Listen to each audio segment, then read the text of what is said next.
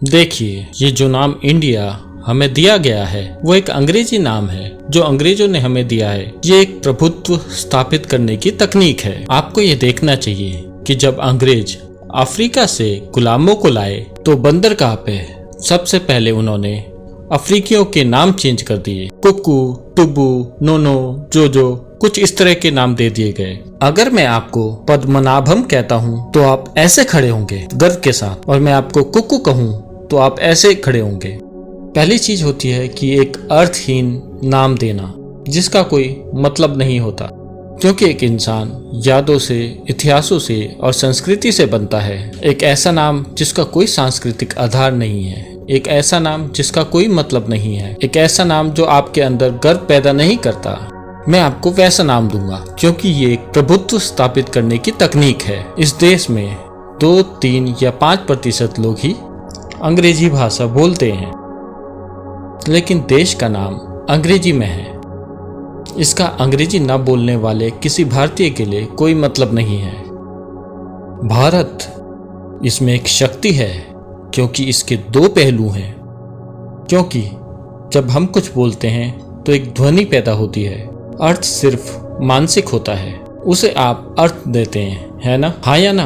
अभी मैं कुछ बोलता हूँ, ये सिर्फ एक ध्वनि है। अगर आप ये भाषा नहीं जानते तो ये सिर्फ एक ध्वनि है, इसके अलावा कुछ नहीं। अर्थ सिर्फ आपके दिमाग में बनता है।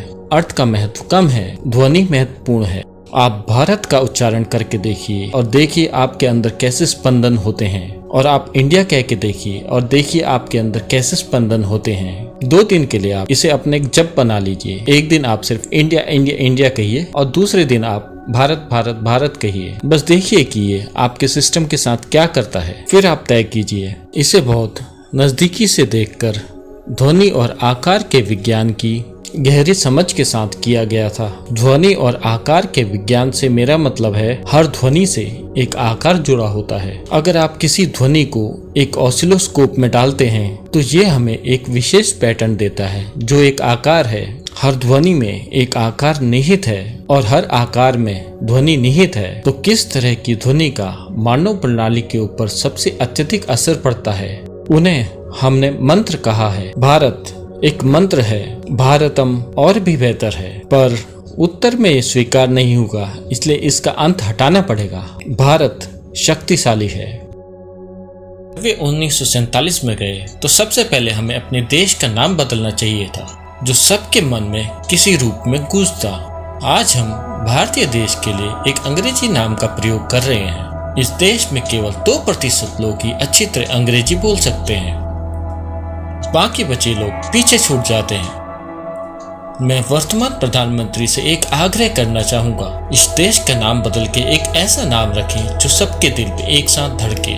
मैं जानता हूँ बहुत से तार्किक लोग ये कहेंगे कि नाम में क्या रखा है। ठीक है, अपना नाम टोपू रख लीजिए या मोमू रख लीजिए।